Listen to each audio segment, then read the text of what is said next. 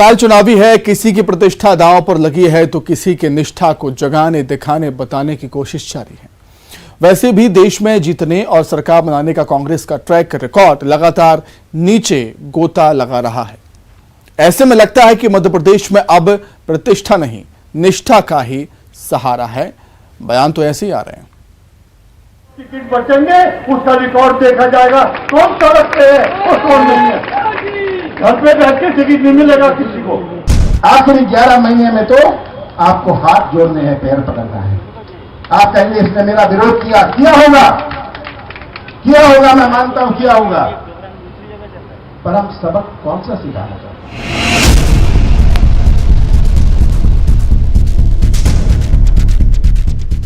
बयान बताते हैं कि देश की सबसे पुरानी पार्टी चुनावी साल में वोटों के लिए तरस रही है।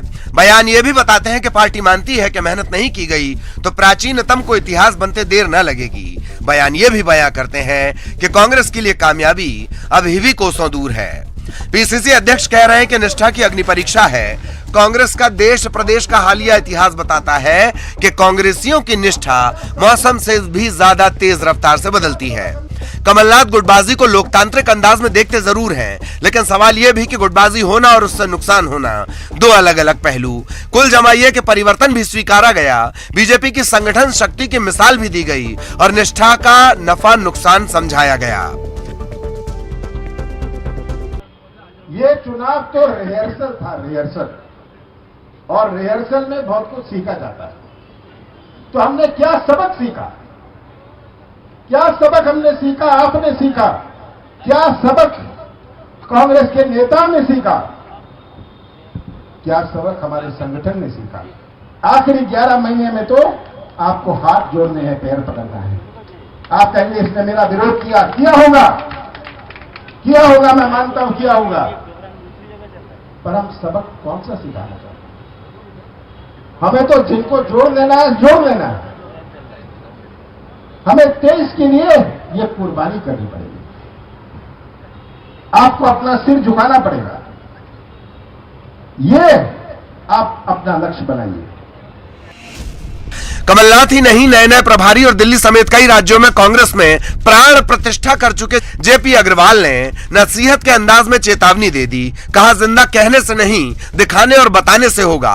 कुआं खोदकर पानी निकालने की मिसाल भी दी, जिससे याद आया कि मुहावरा तो आग लगने पर कुआं खोदने वाला भी होता है। अग्रवाल बोले कि बीजेपी का सफाया करना है, 1 साल के लिए घर बार भी छोड़ना है। ये कंप्यूटर लगाओ और जो भी आदमी विधानसभा में काम करता है उस विधानसभा में उसका रिकॉर्ड कंप्यूटर में फीड होना चाहिए। जब टिकट बचेंगे उसका रिकॉर्ड देखा जाएगा, कौन सड़क पे है और कौन नहीं है। घर पे बैठ के टिकट नहीं मिलेगा किसी को। और आप में से भी जो जीते रहे, अगर वो भी अच्छा काम कर रहे होंगे तो उनको भी विधानसभा का टिकट दिया जाएगा। हम आपको पीछे छोड़ने वाले नहीं हैं। लेकिन लगता है सफाया तो दूर की बात, कांग्रेस के बयान को बीजेपी बाउंसर की तरह खेलने में एक्सपर्ट है। सबनानी बोल रहे हैं कि इस बार चुनाव लड़ने के लिए 230 मिल जाएं, वही बड़ी बात है।